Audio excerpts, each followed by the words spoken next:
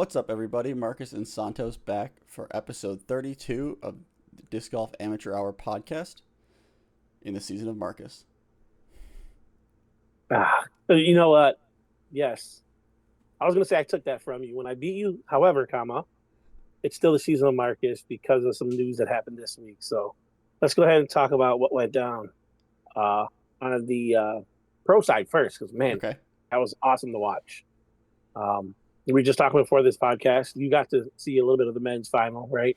Yeah, I watched it. We watched it while we were playing our tags round So in the there you morning. go. So that kind of lends to what we've talked about sometimes before here and in, just social media groups, wherever you're at live. No such thing as spoilers in live sports. No. No such thing. If you don't want to know, don't pick up your phone, period. I told that line because I did not pay for the premier package for DGN, so I was going to wait for the next day coverage. I was fine with that. I also know I have my phone. I fucking mindlessly scroll or do whatever. So the chances were I would see who won. Yeah. Or I would get the Twitter post from DGA, all kinds of ways I would find out, right? Mm-hmm. But I wanted to see it.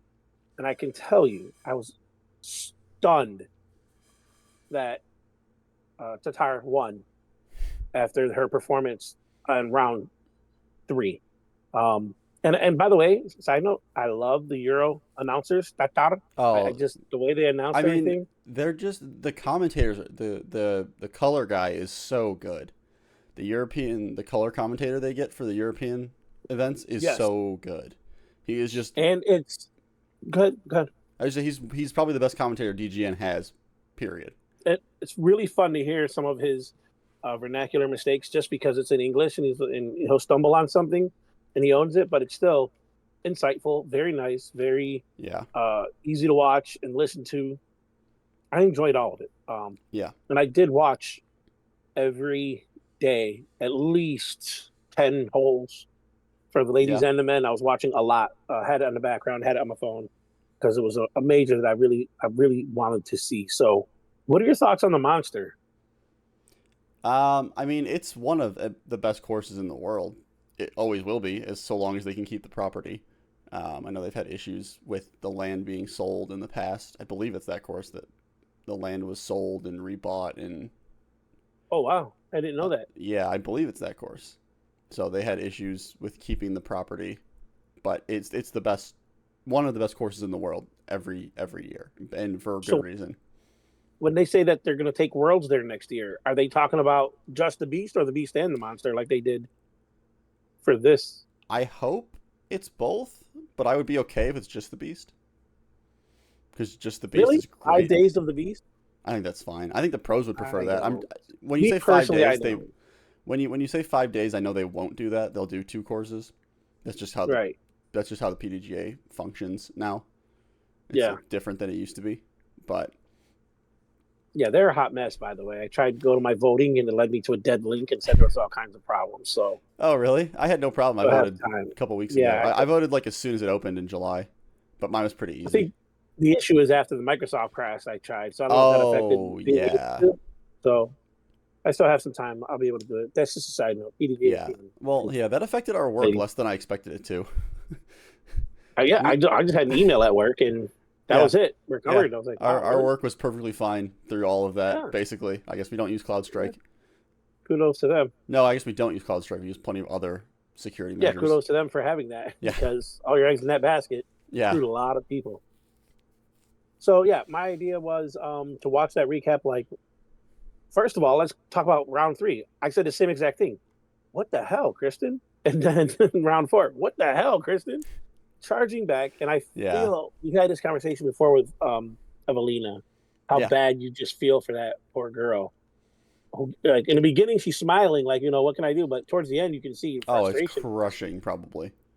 A major in.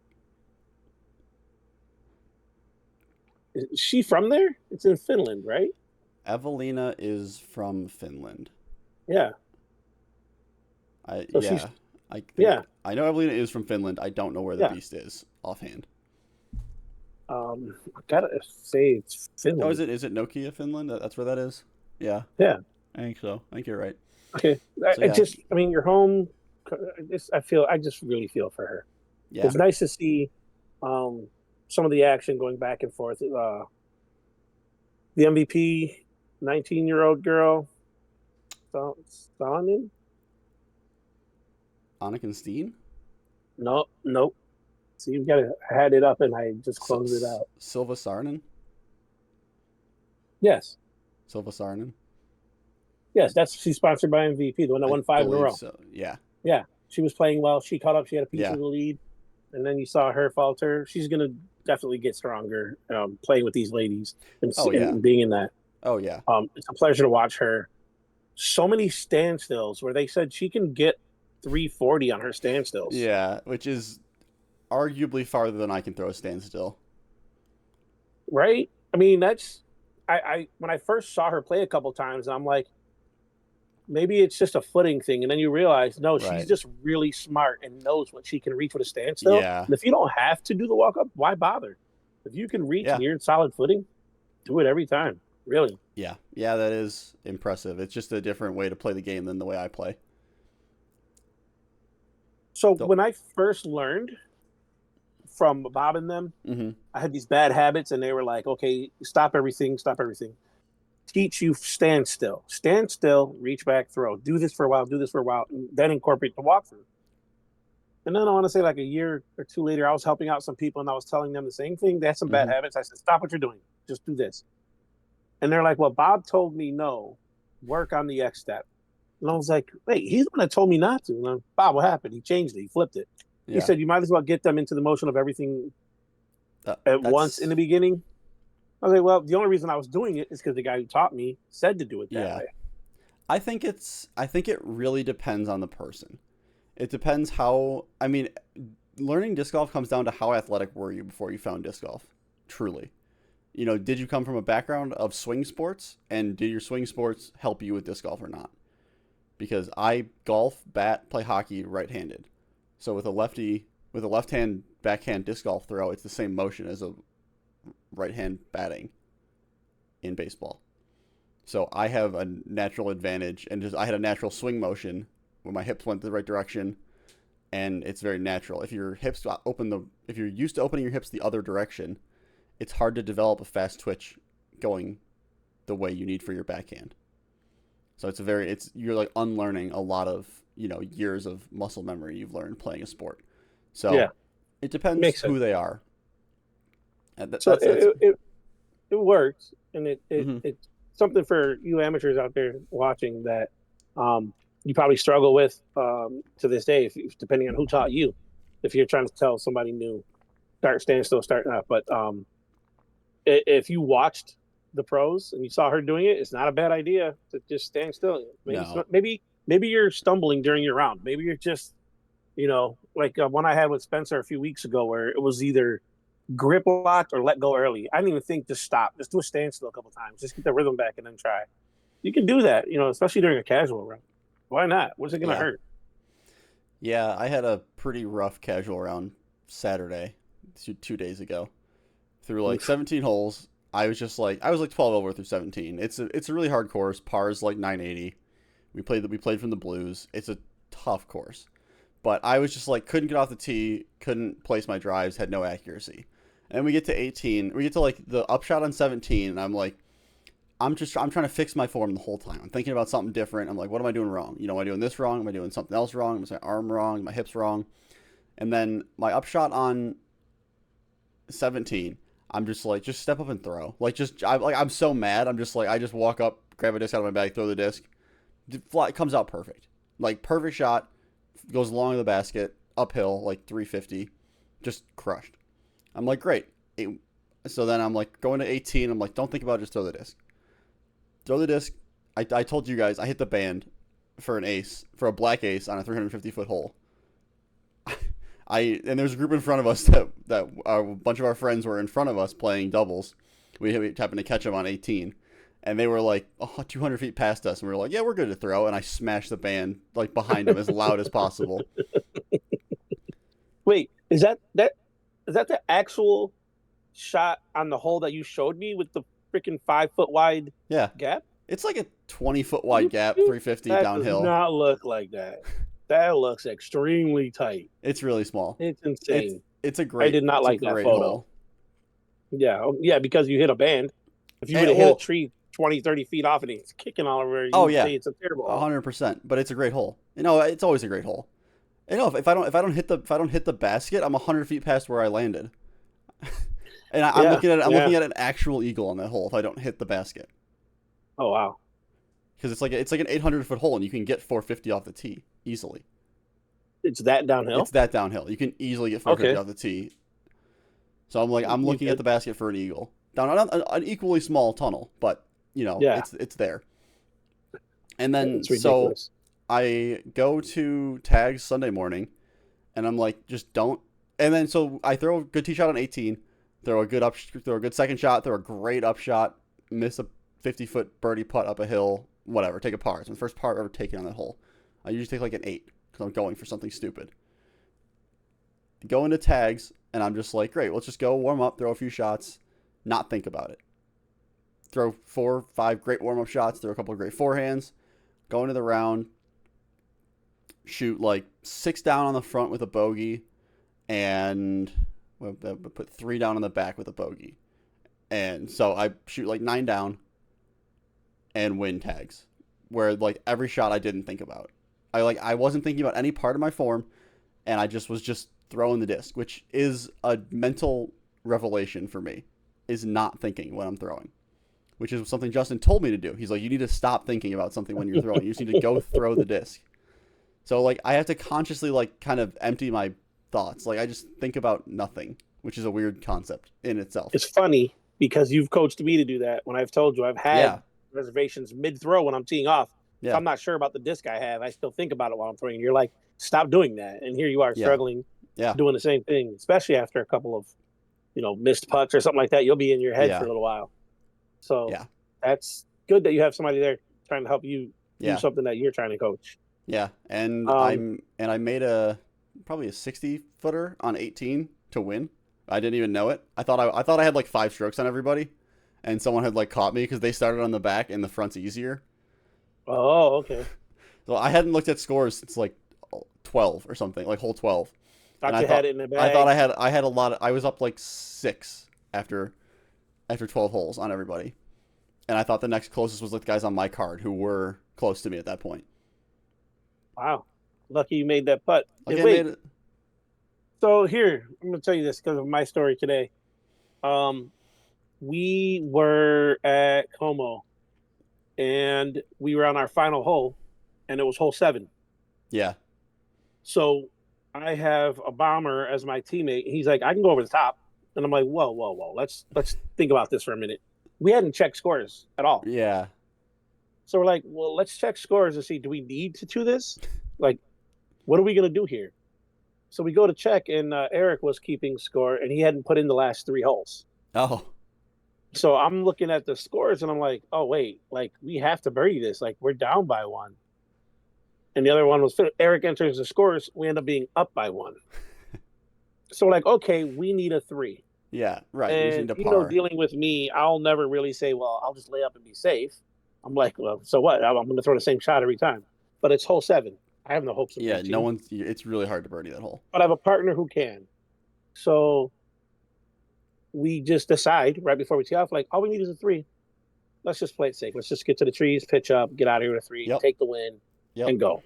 But we talked about it. Like, you didn't know. Yeah, I had no idea. And if you thought you were up by that much, most people would just be like, all right, just lob it up there and then tap it in and go home with your win. Yeah. It's a good thing you had the mindset to constantly go for it. It was singles, right? Yeah, singles. It's tags. Yeah, you had the mindset to go for it. Otherwise, you'd kill yourself for laying up and ending up in a tie. Yeah, well, I mean, it's in tags. I'm kind of running everything. It's such a birdie or die course. You have to run everything. And on 18, 17 and 18 are like notoriously hard holes for me. 17 might be the shortest hole in the course, but it's this really specific righty hyzer putter shot that I just do not have with a forehand. It's like a high stall putter, but it's like, I'll look. It's like a 210-foot shot, and I just do not have it with a forehand. It is, and I'm going forehand driver, vertical, like knife hyzer, up and down, so it bounces. But it's over OB. So if you shank it a little bit. How hard is the hook? Like, is an overhead shot like a thumber an No, option? there's no up the middle. Well, there is an up the middle, but it's a lefty flex. It's a turnover backhand up the middle, which I was doing for a while. Hole 17 is 189 feet. You throw a hyzer with that sucks. With an understable. You throw a hyzer with like a straight putter, soft, and let it push for a righty. I'm trying everything I can. I keep going long because it's so easy for me to push a forehand too straight, and I go long in the basket very easily. And then there's trees there. You can kick a tree. The hyzer line that you have to take on this hole is over OB the entire time. It's like an island green. Oh, shit. It's over this huge OB creek the whole time. If you really wanted it, you could go there with a bag and learn it within an hour. I could, like, okay, that's my shot. There's a couple holes on that course. There's a couple holes on that course where I want to just go sit there for an hour and practice a couple shots. There's a dead straight 320-foot tunnel shot with OB left, right, and a double mando to start. It's a tight hole. It's a really hard hole on a pitch and putt course. You just says it's only 293, but I'm like, I don't believe it's only 293 because it's got to be like 320 because I can get there with a mid, no problem, but I need to pump it pretty hard, and then I start to shank it So I just throw like a soft fairway all the way down. There's a fence. You can hit the fence as a backstop, like 10 feet behind the basket. But it's like, it's a really weird. So it sounds like you just need like a zone OS. No, the different hole. The other hole I can just chip up. Yeah, I do. I could just throw that, but I throw a driver instead. There's two really holes that with shots in.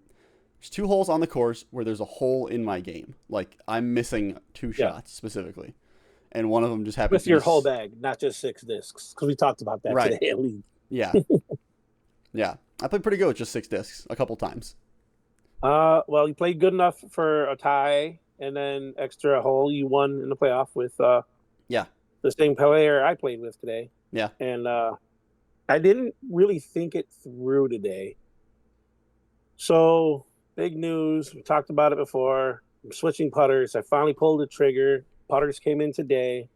Got the Warlocks.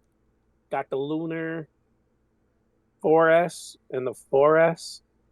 Lunar rubber flippy foldable. It wasn't terrible. Like I played with it. I used it for some jump putts and stuff. But I've got a Lunar what I did was I took out all of my putters and just put the new putters in. Yeah. So when I got to league, I'm like, well, I guess I'll apologize to my partner ahead of time because I'm going straight in with putters that are very untested. Yeah. And I only had a SS that Jeff gave me, which I had, practiced with on and off with my Logic when I was playing my casual round since then. Anything outside the circle, I was with my Logic, more comfortable with my step putt. Mm-hmm. And actually, you'll be proud of me. I'm not automatically stepping outside the circle. Using the little Gannon hip placement, bringing it from the side with some pop, and I'm reaching it and making some. So that's working. But today I end up with the same partner you had, and I'm like, well, do I throw? Like, what do I do here? So, anyways, I get to Como. I practice. I legit had 4 putters, 2 of the 4S, 2 of the Lunar. And I'm putting from all over the place. I'm putting from 20 feet out to 30, 35, putting everywhere. And I was making about 80, 90% of them. Felt good. It's pretty good. Felt really good. Like, okay, these really feel like my old discs. Let's get out there. I'm ready. Stop putting practice. First 5 putts were absolute dog shit. Mental, physical, late. I don't know what it was. Just dog shit. Like, there's no other way to explain it. However, he was able to carry the beginning holes. We started on 8. Start with that at Como. So he was able to carry a few, and then we got into a groove and we played some good partner golf. And that's kind of one of the topics we want to talk about today. Yeah. Is this guy can easily throw 500 feet. He tames it down to like 4.25, I guess, to try to hit his lines or doing whatever, but I'm not hitting anywhere near that. Right. So he starts on 8. And I'm like, there's no reason for me to throw. There just isn't, because I saw how far it went. But I'm not one to quit. So I'm like, at least let me get a warm-up throw, because I didn't drive. I didn't practice. Right. Yeah, you always I'll do that. take my throw, then we take his, and then we carry on. He starts telling me a story about someone that was recently a partner with him on the pro. What's the pro nights, like Wednesday night league, where it's Wednesday open night. players? Yeah, open. Yeah. And this player was just upset with him like the whole time, and was just speaking in such a negative manner that it wasn't fun for him anymore. And I'm like, that's probably because you had him feeling really, really self-conscious about his game because he was not going to reach your distance on holes that mattered. I said, it's tough. And after a couple of holes with him, I said, look, just let me go first. Right. I tried some throws after he threw, thinking, let me try to get a little more distance than I normally would just to see what happens. That's not my game. Yep. Why would I do it? So just let me go first. Yep. Let me go first. I'll get us where we need to go, safe, and then you can just bomb away. And did it work all the time? No. Sometimes my shots, missed, but sometimes his missed, and we took mine. We were on 16. He was a good 85 feet past me, but he was parked the original basket at the tree. Yeah. And I was at the tree in the fairway. Yeah. So we could be that much further up, or we could have a clear line of sight to the basket. Yeah. Right? And if I saw how far he threw and just turned around and said, I don't need to throw, that would have helped us. Right. So as an amateur playing with an MPO player who can bomb, it's a little disheartening to try to keep up. But if you're self-aware, you can still have fun. Yeah. And you can still really contribute, because outside of the drive, what are we talking about here? I can help approach, and I can be just as good, if not better than him on the approach. Yeah. I did that. I did something similar to a friend of mine. To like one of my good friends, we get partnered in doubles constantly, in random doubles. It's just me and him Hunt, my friend that's on my stamp for my April Fool's disc. We're partners constantly in random doubles. We have one hole. I just checked. It says 374. It's uphill through it's a lefty flex shot. So like a righty backhand is just not getting there unless it's the craziest inside out hyzer flip. Like has to be flipping, pushing left, and then flip back right to even think about getting there. It's like an impossible shot basically. Yeah. It has to be the craziest shot ever. But for me, it's just a flat backhand that turns a little bit and fades a little bit. And so I go first because we were just doing odds and evens, and I had odds that day. It's hole 11. I get a hold of one, and I just park it. It's like a 400-foot shot. It's 375 up a hill through a 20-foot gap. That's 100 feet. That's 200 feet down the fairway. Like it's really specific shot, and it's a really specific lefty flex line. And I just park it. And he was like, I don't think I've done this in years. He's like, I've done this a couple times in my life. He just dropped the disc off the tee pad. He's like, I cannot reach this hole. There's no reason for me to throw the disc. Self-aware. Yeah. Self-aware. So is that a thing where you have to drop? Because I've seen people do it, and just throw their disc out and pick it up. Why not just say I'm not throwing? I mean, it's not sanctioned. It's not the show. I guess for the spectacle of it. Yeah, just for the defeat. The spectacle of it. Let me tell you something about defeat. I'm so glad, and I told him this in those early putts. Yeah, I'm so glad I grabbed that 4S, because rejection of the baskets never sounded so sweet. It was quiet. Right. It's quiet. He just quietly misses. There's no big bang and echo and reverberation. It's like I can get used to this because my misses are not as loud. Yeah. Yeah. And I think kind of mentally I switched to using the lunar more. Yeah. It was raining. Started raining. So they're a little grippier. I was like, it's probably going to be a little grippier. I'll probably go with that. But I think mentally it was like, I can't handle the rejection. So let me start going with this. Then I start making the 40-foot putts and, 30, like, wow, this is happening. This really is. But it was good partner golf with him. And he was encouraging. And he wasn't just like, I got it from here. At the end, right, he had to be that guy. At the end, he had to announce, I don't want to be that guy, but, I've been here 3 times. I've won all 3. To which I responded to him being that guy. Like, you're absolutely being that guy. But he recognized at the end, I felt like, what did I really contribute? But I absolutely, when he needed it, it was my shot, my drive, my putt. We got it. We made it. Move on. It's pretty sick. So that's real partner, and it was actually winning, which has felt good. Yeah. To contribute and know that you did something with somebody of that caliber, that much better than. Oh yeah. Right. Chapman's probably near 1,000 rated if he's not 1,000. Should be around there. Yeah. You played with him. You know how much better he is. Yeah. Yeah. Jesus, how many times he pulled his putter out to drive when I have a driver in my hand was pathetic. Yeah. Pathetic. But it doesn't matter. I had a good time, and that's what matters. So, talking to you amateurs out there, what are your thoughts when you have someone, if you're teamed up with someone at Random Dubs that doesn't do A pool, B pool, and you're trying to keep up with someone that you know you can't? Are you self-aware? Are you just saying, fuck it, just grip it and rip it and see what happens? Like, if you have a comment, let us know what you think you should be doing and what you actually do. Like, keep it honest. Yeah. Because if I'm paired with Marcus, measurably better than me, measurably better, but I'm still going to just play my game. And Marcus will just tell me when I shouldn't. Say, no, put that away, do something else. And I'm like, all right. So if I know I'm playing with somebody measurably better, I'll tell them. I have no ego at all. You tell me when you want me to throw. You tell me where you want it. I'll tell you if I can do it. And if I can't, then it's just my regular shot. If you want me to throw first 18 straight holes, I'll do it because we're a team. It's doubles. Yeah. We don't have to alternate. If your rhythm to you means you want to alternate, go ahead. Right. I've done it where I'm the A pool player and there's B pool player, and then I kind of take charge and I say, yeah, I really want you to shoot on this one. So I know if I got to lay it up a little or it's like testing my distance and I got to try. Yeah. No problem. It's dubs. Talk to each other. You know what I mean? You don't just automatically go, oh, it's my drive, so you got to putt first. I told him before, like, don't take your backpack off just to make this putt. Like, I can walk up with my cart, throw it in, and we can keep moving. Why do you got to take your bag off? He's like, oh, you already did the heavy lifting. Let me do this part. Okay. But, like, you don't. Yeah. You know how it is, right? If your drive is one they take, then they want to go first. Then they want to putt. You don't have to. Just make the game fun. Do whatever.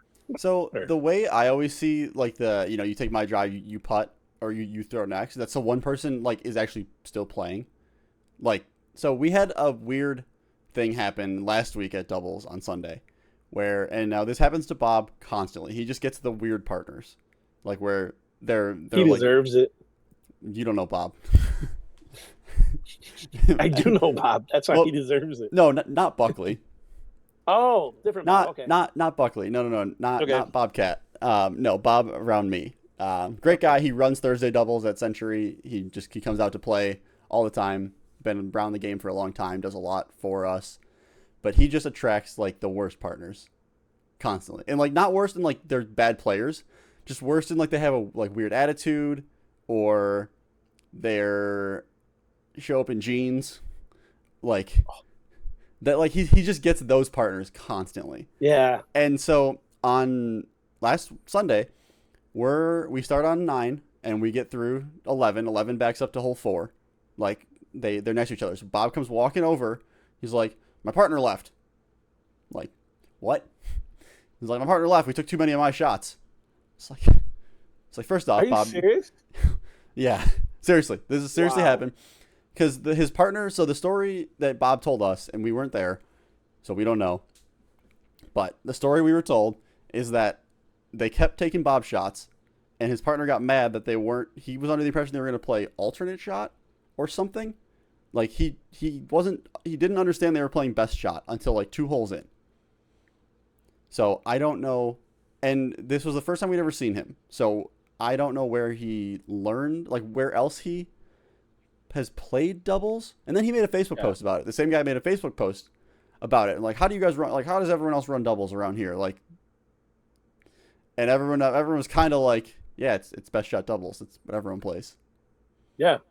And it was just like, and to be fair, that, maybe Bob was more of an asshole about it than just like, hey, we're taking mine. Like, we're playing best shot. Probably talked down to him like, you don't even know what you're doing. That's not, But not that bad, but like, we know Bob, he can be a bit of an asshole sometimes.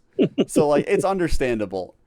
Like we can understand there's 2 sides to this story, but it's still a really weird thing to happen is like, and this goes back to your point of like, if you're taking your partner's drives, like that's okay. Like you can use that as an opportunity to try things or get better or, run something. I try to roll around 12. Right. And I don't try rollers on 12. I was able to do it. Then I know a lot of people that are like, oh, I don't want to come to doubles. I feel like I'm bringing my partner down. I'm like, you're not. Like, I would be happy. There's so many people where I'm like, I would love to get you as a partner. I would be happy to have this person as a partner that's saying this to me. And I tell them that. I tell them every time, like, I would be stoked to have you as a partner. Every time. Because I know, like, I know what you're going to do. You're going to throw it down the middle X number of feet every time. And you can do that. And that's fantastic. Because then it gives me a lot more ability to just, like, go for things. I feel safe. I don't need to, like, put pressure on myself. If I shank one, oh well, we're playing from his shot. He threw a great shot down the middle every time. Yeah, I have also, not very many times, but a handful of times I've played where I have to be the go-to player, and I don't handle that pressure well. I just don't. I know I have to be perfect to try to get into the cash, and I crack. I'm trying too hard, and I grip lock. I'm trying too hard, throw it in the ground because I'm reaching back so high to try to get distance. Yep. I've done that, and I knowingly throughout the course, like, I gotta stop doing that. It's not on me, but mentally, it's tough. Handful of times, I've played a lot. Yeah. So I can't imagine. I don't want to be that kind of a burden to someone, and I say that on Wednesdays when I look around. Yeah. I'm like, I really don't want to bring someone down, but then I look. Yeah. Okay, I'm not going to name names, but there's a good number of people out there, and I'm like, if I can beat 5 of them, then I'm happy. Right. You know what I mean? Like I can beat that guy. All right. I don't feel bad. If two really good players combine and they end up taking it, there's nothing you can do. If you got a good player and you don't end up taking it, Rich and I think missed by 1 or 2 strokes. We missed the cat, but there was a lot of ties, so they probably wouldn't have done it. But we were at Royalton and we had good partner golf. It just every few holes, both of our shots were bad. Yeah, not bad, but not terrible. They just didn't get us to a scoring. They're not birdies. Yeah.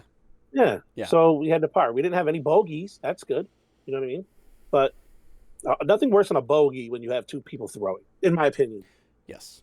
My opinion. Yes. You have 2 people throwing, you should not have a bogey. So when you do, you both fucked up, and I feel terrible. And part of the way with Jeremy today, I said on one of the shorter holes, on 18, he went wide, and I was short of the hill. Yeah. Short of the hill. Right, which is like a 200 We know foot I can reach. We know I can reach the hill. I got nervous because the tree is a lot bigger. It's a big, yes, it is a big tree on 18. So I tried to just do a hyzer in. It's well within my distance to go flat. Just go around the tree and let it come back. But I tried to do a big old hyzer. Big high hyzer, yeah. No reason doing that. None. So I told him, I apologize. He goes, what do you mean? I said, these are the shorter holes that I always get. I should reach, yeah. It's my job. I should reach this. You shouldn't feel the pressure and you yank because I went too tight. So you go wide. You know what I mean? So I said, he was like, don't apologize. You did your shot. I did mine. We move on from that. But I in the moment I had to say it because it's a shorter hole. If it's under 300, I should get us in the circle. 325, I should get us in the circle. 330, all right, we're there. I should be able to contribute that and not put them all on you. That's all I told him. Yeah. But we had a good rapport. We talked, shared, and then when it mattered, especially with the shorter ones on the back, I came through. So good partner golf. Yeah, yeah. When it's not good partner golf, it's bad. It hurts. It hurts. I had Mikey B at Como, and we didn't cash. Yeah, that hurt. That's tough. Yeah, you feel like you really dragged. I felt so bad. I wanted to pay his entry fee for the following week. That's how bad I felt. But again, you can't help who other partners get. If you got 2 guys, like if Mikey B gets like a Nate, they're cashing. Right. You know what I mean? Yeah. It's luck of the draw. That's why it's random. That's why it's random doubles. And I tell people, I'm like, hey, I don't come here to win, which I mean I do. I go to everything. You're competitive. Winning is yes. But I go to doubles to have fun, meet people, hang out with people I like, and throw some discs. And if I don't win doubles, I'm blaming myself. Not blaming my partner. Because like the courses I go to doubles at, I can birdie every hole. And like Century Park, I was 5 down through 9 or 6 down through 9 with a bogey on Sunday in singles. I should be in doubles literally on a good day. In singles on a normal day, I should be 6 down through 9 every time. Like there are just 6 holes that are a lefty hyzer or a lefty flat shot. Like there are just that many holes where you can just play a simple shot. On a great day, I should be 8 down through 9. Because there's like 2 forehand holes where I can throw, if I get a good forehand, they're still short enough where a simple forehand gets me there. or I've figured out backhand, turnover lines to get there now. But, so in my head, I'm like, hey, it's not your fault we didn't get there. I missed those easy holes too. And they should be even easier for me. Like, if you think they're easy holes, how do you think I think about them? They should be gimmies for me, basically. And in my head, they are. Right. So I'm always harder on myself. I'm never hard on my partner. That's what I did for Nene. He wanted to take it serious. He wants to play a tournament, and he wants a doubles partner. I'm like, really can't be me because we're in different ends of it. I think you should play with Christian when Christian's foot heals. You guys would be amazing. Forehand, backhand guys. You're still MA3 players. Yeah. You're still beginners. You learn the game, but you would complement each other really well. Yeah. But anyways, he wants to play, so I'm like, all right, I'll teach you. We'll go out. We'll play an actual doubles round. Okay. Yeah.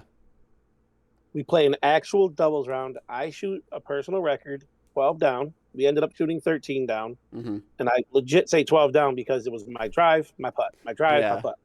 I was letting him putt. But what I wasn't doing was paying attention to him and his putt. I'm just like, oh, he's hitting metal, or he's just chain. And I'm like, man, he's close. I wasn't paying attention to how he putt. I wasn't. I just you're just like, all right, I'll just come make mine.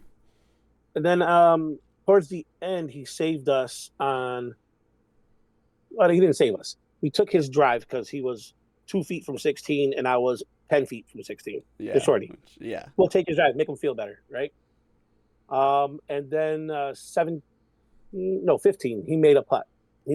He went first every time. Yeah, but he made a good 25, 30 footer. Yeah. So he made 2 contributions. Like I said, we were 13 down, but I knew I shot 12 down. So I had a talk with him. We're getting to, I want to say 17. And I finally look at his putt like, that is just god awful. I don't know why you're doing that. Yeah. And I have said it myself. Like, I just pulled it in there. Like, you're hitting your own forearm when you're getting ready to putt. Like, what are you doing? Yeah. And then I said, hold your putter and get ready to putt. And I thought I had a disc right nearby. Anyways, he's holding a fan grip, but on the rim, his finger is like all the way up and just the tip is touching it. Like this. Weird. And I was like, what are you doing? So kind of like this, you're saying? Why? I got a disc. Do I have a putter here? I got a disc. He's doing this? Yeah. He's doing like this. That's weird. He's doing this, and I look over here. Yeah, he's like curled it way in here. Yeah, that's definitely an early learning to putt thing. Is getting your wrist and really curled. I'm like, what? Why? So I'm like, no. So I tell him, put it comfortably in your hand. Yeah. Just let that feel. You can do it down to. Yep. Down on the. He doesn't have a beaded. Yeah. He doesn't have a beaded because he took my old Logics. Okay. But he pulls it down to the edge. I said, or have it at the very top, but whatever feels more comfortable. Just keep it flat. And when you keep it flat, you're going to have a gap here. And that's what you should have. Give yourself room for the snap. If you're doing this, you have no room for the snap. You're just trying to take it clearly from here. So deep, yeah. So deep. So then I teach him that. Immediately makes the putt. Immediately makes the next putt. Yeah. So we're going back. He goes to the practice basket. He makes 4 or 5. And he's like, oh, my God. I'm like, I just taught him something. That was a proud moment. Feels good. I taught him how to putt. And now he's putting better just because we played again after. And we got crashing back to reality. I shot together we shot maybe 8 down. Yeah. That's reality. Like, I'm not going to shoot 12 down at ECP. ECP for me is either 8 to 9 down, or 2 over. Like, I have no in between there. Yeah, I'm the same way. It's ECP. so annoying, so frustrating. Yeah, of course, it's so annoying. And he got the itch now, so he wants to play doubles. He wants to learn. So I want to put him together with somebody more his speed, so they can like kind of grow together. I'm not amazing. I'm not pro, but I am measurably better, and I feel like he needs somebody that's closer to MA3 or early MA2 that can work with him. Yeah. Because he can still bomb. I put a Orbit Grace in his hand, and he got circle 1 on 5 with his forehand. And then there's other times where he's throwing it in the dirt, and I'm out driving him. Yeah. Right? So inconsistency, that's what we have to work with. So find somebody your speed. Yep. because you have a great forehand and your backhand. His backhand picked up distance too. Yeah. Yeah. You have that, right? Now keep them. Don't pick one. Keep them both. Yeah, you want to use them both. And then work on your putting, because then you're unstoppable. You don't have to worry about the fade and the turnover stuff. I'll give you discs that fit whatever shot you have to make. But you have, I looked at his bag. I took it all out. I was like, these are too close to each other. These are too close to each other. Took those out, put some more in, put a Zeus in his bag because he had a Ballista Pro. Yeah. But it's beating in. Yeah, so it flies so like I put a Zeus, a nice ESP. Oh, Zeus. Okay. Zeus. Yeah. And he's able to get the flip up on the Zeus that you would get on a forehand. Yeah. Where it's going to ride a little bit and come back. I also put a Onyx in his bag. Yeah. To be honest with you, I want it back because it's a 6-time Onyx. Yeah. It's a beautiful one. Yeah. But he throws it so nicely. That should be his go-to disc.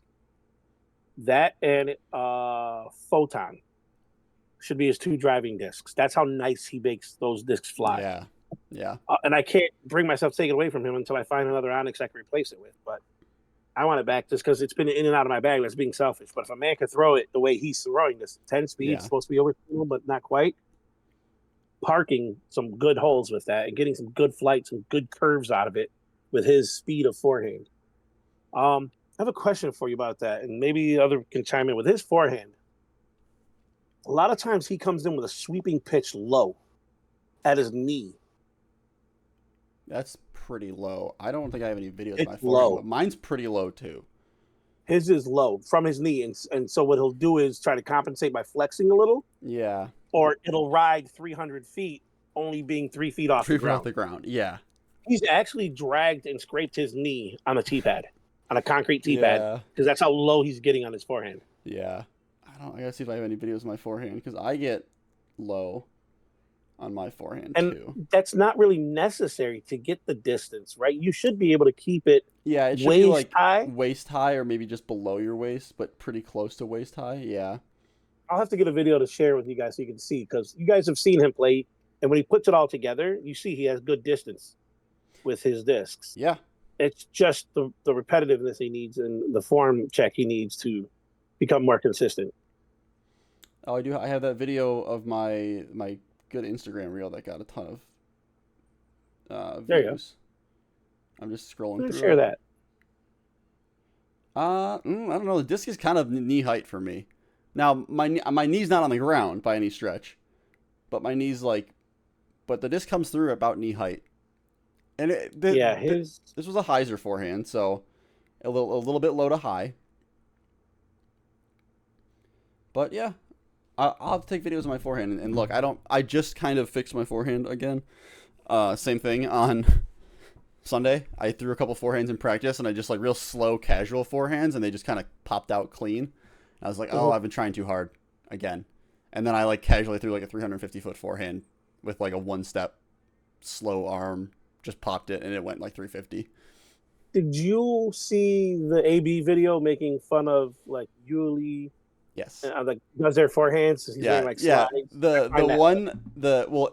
AB's always done that. There's a super old video of super young Drew. He's 16 or 17, Drew Gibson. And Macbeth and Big Germ's there, Yuli's there, and Climo's there. It's at the memorial. It's a really old video. I forget whose channel it's on. It might be McFly So High, which is most people have never even heard of McFly So High. Yeah. Yeah. I think it's McFly So High, which is a great one. And they're impersonating old everyone's putts. So it's Drew doing Yuli's old Anheuser putt, or Yuli doing Climo's putt or something like that. And they're all just standing around doing it. So that kind of thing's been going on for a while. But the one of AB doing Adam Hammies better than Adam Hammies does Adam Hammies is my favorite one. And Adam tried to say no, there's too much. No, there was not too much. That's literally. It was perfect. I just paid attention this week to Paul Macbeth's forehand. Yeah. And he starts the way Hammis does. Right with the inline by his side. Yeah. He just doesn't do it as robotic as weird. much. Yeah. He does the one time get ready and then he does the Avery swing. He does the Avery swing through. That's where they all got it from, was Avery Jenkins. Okay. He did the up high, swing it back, and then forward. Yeah. None of that works for me, but I'll continue to try until it bothers me enough to put in field work day of just forehands. I'm good with not throwing it. My approach forehand will work. So where are we at in time right now? Because I got something that popped up. All right, let's go for it. I just want to discuss the layout for Como. Yeah. And what you think could be difficult. USDGC Dubs got the approval today, this afternoon. I text Bob, and he got so happy. He made a post, and I know registration isn't even open yet, but it is pretty exciting that we can have somebody represent Western New York down there. Yeah. So, I'm gonna try. I played Como today with a partner, 1 round. Who knows about 2? But I'm gonna try get a partner. You never know what could happen. You just don't. When I had a partner who could throw that far, it made a difference. So, anyways, here's my thoughts. You give me a thought. It'll be on video, and then we can work this out. To make it tougher, right? So, hole 1, can't really do much to it to make it tougher. Play the gold tees. I need to leave tee pads in case of rain or whatever else. But so play the blues. The blues. So okay, here's we're gonna play the blues. Yeah. I'm just talking about layout to make it harder. So we'll leave 1 the way it is, right? 2, I'm gonna make a little harder. 2 is from the blues, but I'm gonna widen the OB around the creek. Short basket. And no, not yet. Short basket. Two blues to the short basket. 2. Okay. That's gonna be round 2 because not only am I gonna move it in the short position, but I'm gonna make it elevated. Okay. So that'll make it harder. Yeah. So I'm thinking 2 longs and shortening the landing zone. Two blue to the longs. Maybe 20 feet behind the basket will be. Make an island. Yeah, to like separate sevens. Not necessarily an island, but yeah. But separate sevens. Yeah. No, make it a peninsula because or you can go around the side, so you don't have to get a waiver. Yeah. Oh, you're unsanctioned. It doesn't even matter. Just 20 feet behind it, and then come to the creek, and then I'm widening the OB area around there. It won't just be the creek; it'll be like a foot or 2 outside of the creek, leading to the opening. Yeah. Very tight landing zone. So your drive is gonna have to have some touch, or you're going OB. Yeah. Right? Or you're gonna land safe on this side and run the putt. Whatever. So I think that would be good. 3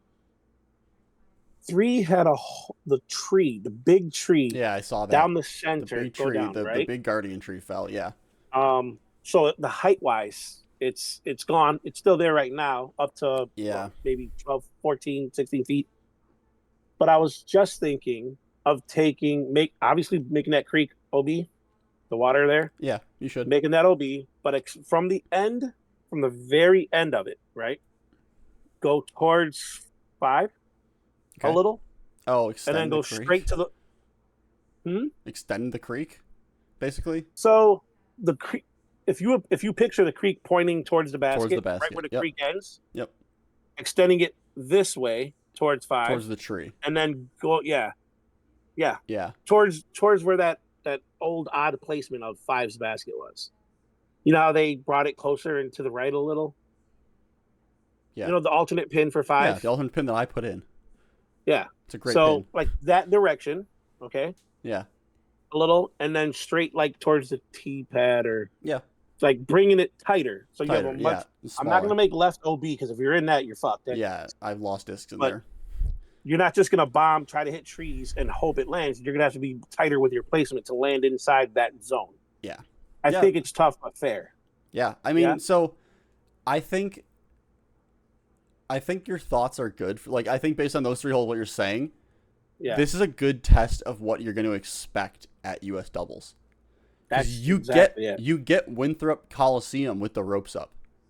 Yeah. You will be playing Winthrop. You'll be playing 5-hour rounds at Winthrop Coliseum with the ropes, with all the OBs strung up and everything. But you'll also get Westminster Abbey. That's Westminster course. You'll get Westminster the course, which is similar to Como Blues. Like, it would play the same distances as Como Blues and require similar shot shapes. And then Camp Canaan, you will never experience anything like that in New York. You're just in for a treat because it's a beast of a course. It's a beast of a woods course. Maybe I won't compete. You are in for a treat at Camp Canaan. Such a good course. Anyways, it's so much fun. What they did for hole 4, we like. Awesome. So good. We like. So we'll leave so that. Good. Hole 5, I don't know what to do with hole 5. Made an island. Because it's do you really think an island would matter on that? Because I was thinking if I draw the OB line for 3, that using the blue on 5 and making that Mando effective again. Right, which you have to play the blues. You don't have to use the Mando because we didn't use it for League. You should. That's why I'm talking it out with you. So if you move them to the blues, don't think whites, move them to the blues, leave the Mando. Do you need an island? Do you think you need an island? Not from blues. Right. Okay. And then 6 blues. I'm contemplating elevating that basket. I think 6 blues possibly pushing it back a little. It's just easy. No, it's not that easy. It is. Okay. For that level of flair, it just is. I played the blues with, Wednesday League, and I saw so many people just get it in the circle. Like, you know what I mean? I even watched, I think it was Trevor, go over the top for everything. Yeah, Trevor does go over the top. Even for blues? I didn't think there was a line for blues to go over the top. That's interesting. Yeah. So I saw that. Who else? It doesn't matter. But I don't have to make every hole tough. I'm just trying to. I don't want them easy. No. Well, so then there's leaving 6 alone. I think leaving 6 alone is fine because then the hole doesn't need to be hard. Line the shot shape or hole doesn't need to be hard for it to be hard mentally. Because then you step up to an easy hole after playing so many hard holes and you think, oh, I gotta get this one, and then you put this extra mental pressure on yourself. Think 17 at USDGC is 200 feet, 220 feet with the hay bales. Yes, that is a stock flat shot or turnover. Yeah, it is a 220-foot downhill shot. Anyone can reach that. Literally, anyone can pick up a disc and reach that hole. Yeah, but you step up to it's mental. It's a quarter-mile walk from 16, and then you think about all the pros that have missed that shot when you step up to it. So it becomes a mental shot. And the hole's not hard. It has a huge landing zone. You can just chip one over to the landing zone and take a 3 every time. Yeah, but it becomes no pressure to make it. Yeah. So you can have easy holes, but they become a challenge because they're easy. Yeah. But we'll leave 6. I think we'll leave 7. That's just tough enough as it is. 7 blue is actually good. 8, I'm thinking of an elevated basket on the concrete part, moving it over to the left. Yeah. It'd be cool. You play the blue pads, and you're saying all blues, so blue pad. It's all blues at least for the first round. Make it a par 4. Yeah. Move it there, make it a par 4. But see, something we've talked about in the past was if that hole, making that the signature hole for that course and building a lighthouse on the concrete. I know, it'd be so cool. And then putting sand in front of it as a hazard. And making it a hazard beach. So people who are running it, hazard it beach would be super at the lighthouse. Cool. Yep. So there is a thought to at least paint a hazard how we would want the sand to be. Cool. Yeah. And then if you land in that part, then imagine if it's elevated and you're down low and you're running your putt, you hit it and come back. Yep. You could end up in. So it wouldn't just be the hill; it would be the hill and 2 or 3 feet, right? I think it's a good idea, but I think it's cool. I think it's a neat idea because you have those things at USDGC. There's hazard areas at USDGC. There's sand at USDGC. And what about 9? Leave it in the original or move it to what they call leave it in the original right spot and just put a Mando on the tree. Yeah, that Mando does make him go up the center. Mess with your head. Yeah, that works. And then 10 is a nice hole. I like the way 10 plays. 11 blue to play 11 blue to short. Okay, well, so 11 had a tree go down up by the basket. Doesn't really where it is long. Doesn't change it, but here's my thought, and I talked to a couple people. I want to tighten 14, because it splits with 11. So I kind of want to split the fairway in half. Come down the middle. Okay. I don't want people just bombing and hoping to get lucky. Yeah. And be out wide and then coming back, right? And I don't want 14 because you're playing blues on 14 to come across the water. Me personally, I parked 11's basket. Remember? Yep. Very easy to do. Because I'm trying to go past myself, my normal distance.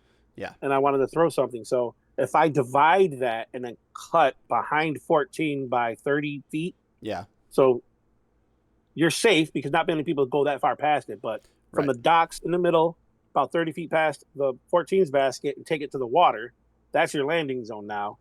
And it tightens your approach or your throw on 11 long. Yeah, it does. I think that's a good idea. I think it's a very good idea.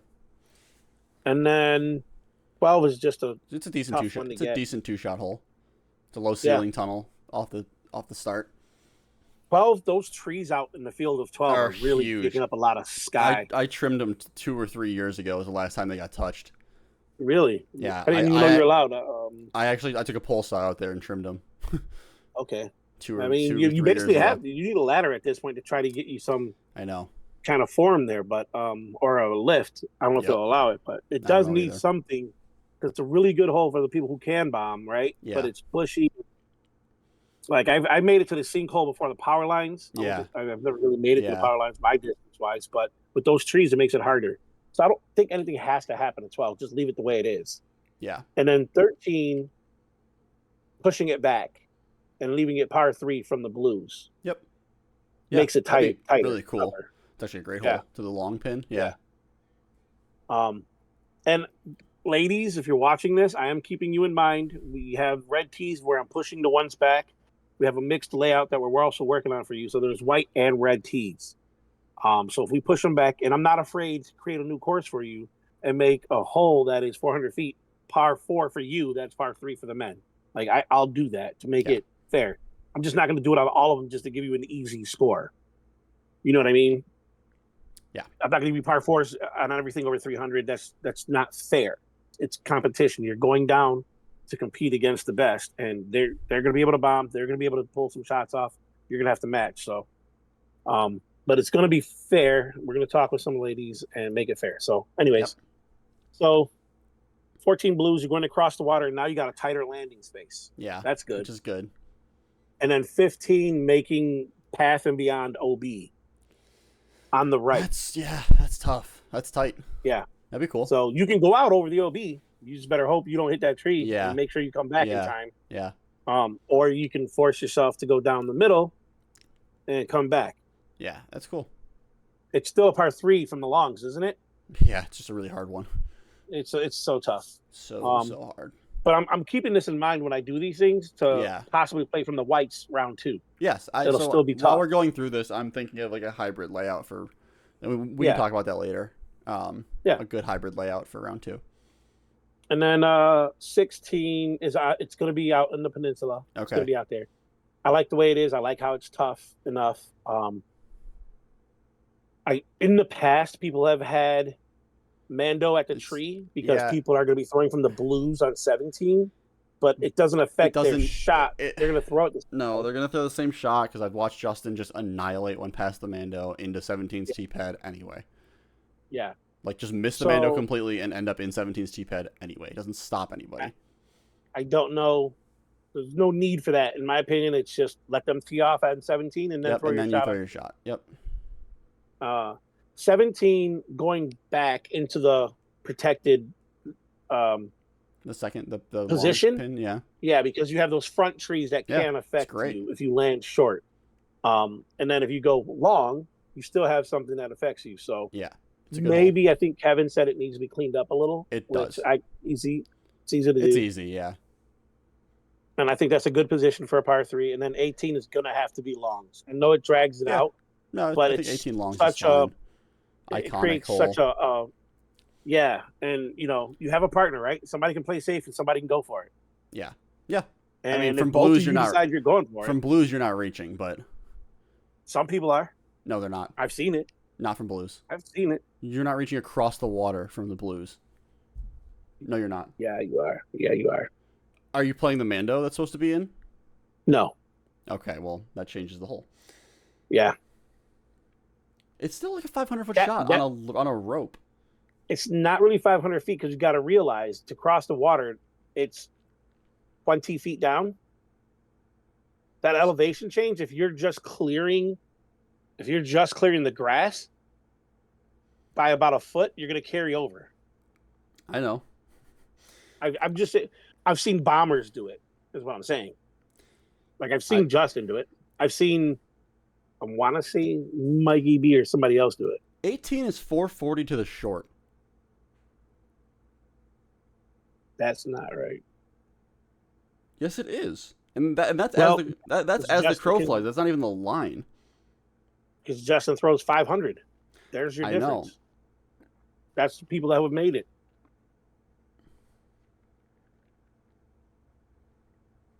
Yeah, I guess someone can do it. If that's the case, maybe leave it to the shorts as a 3.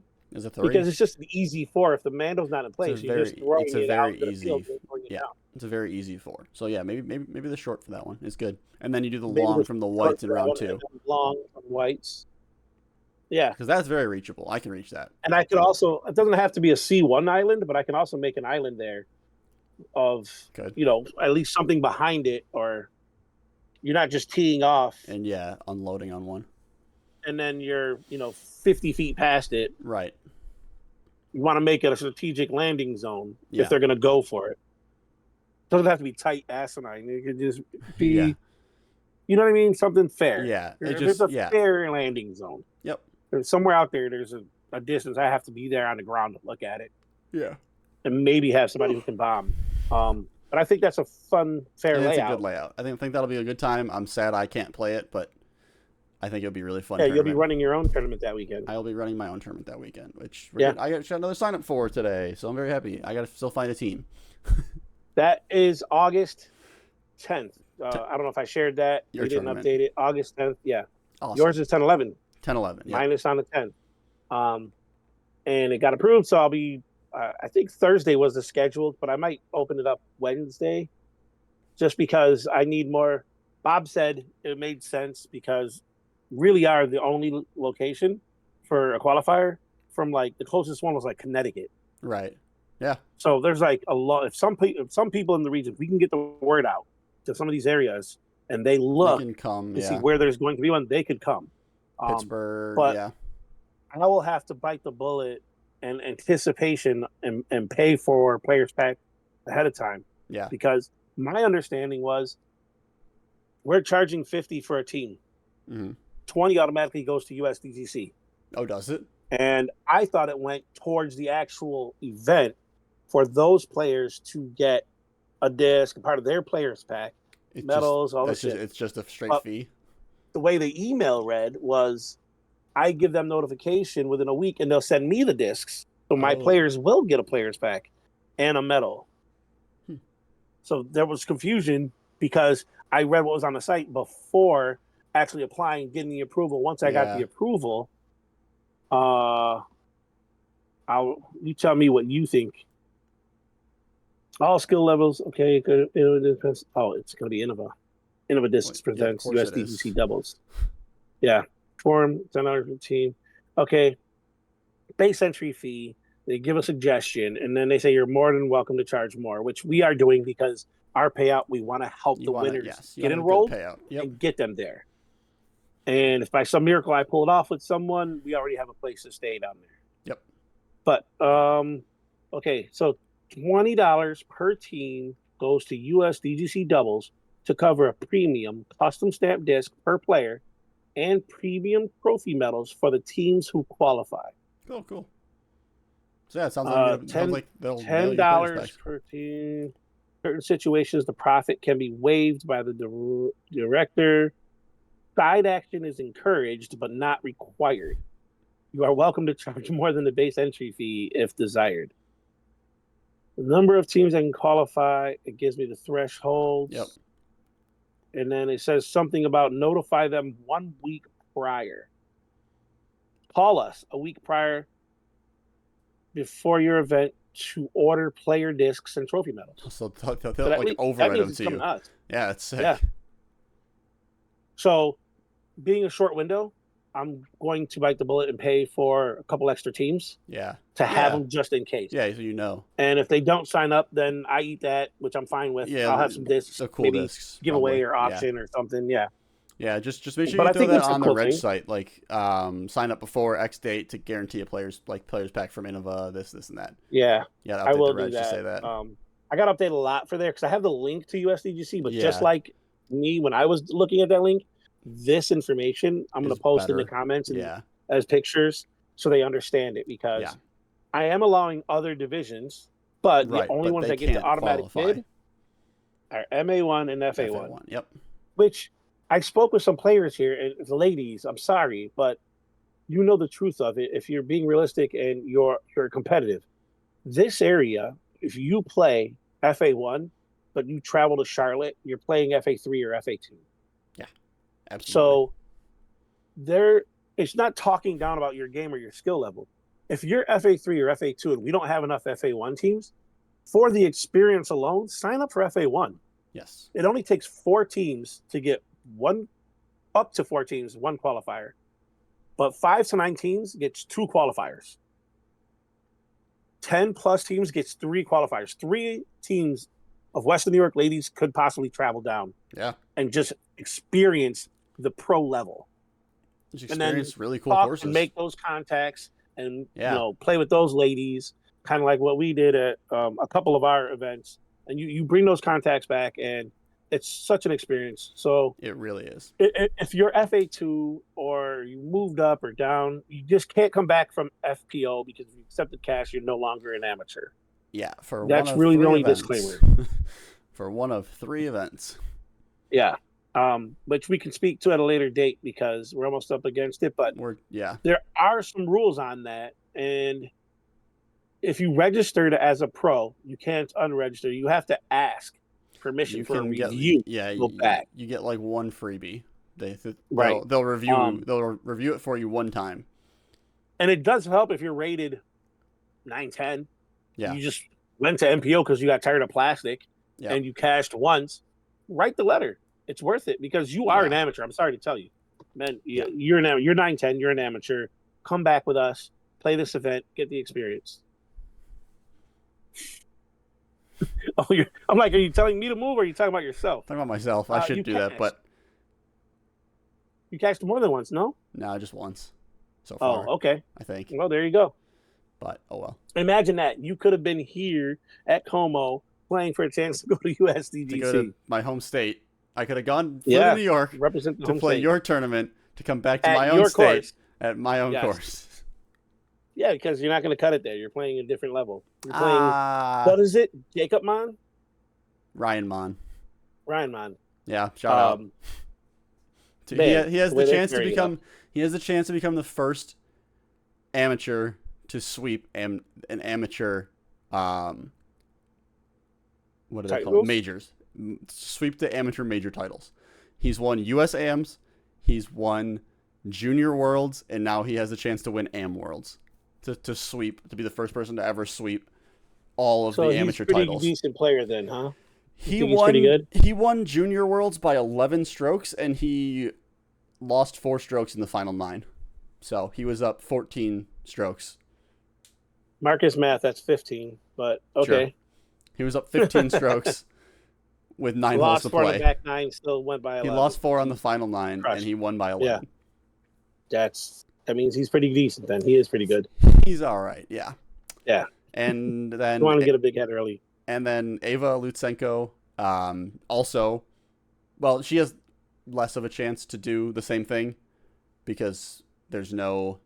Oh, are there... I guess she could win FJ12 AM Worlds if that's a thing. I don't know how AM Worlds works, actually.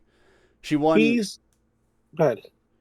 Ava won FJ12 for...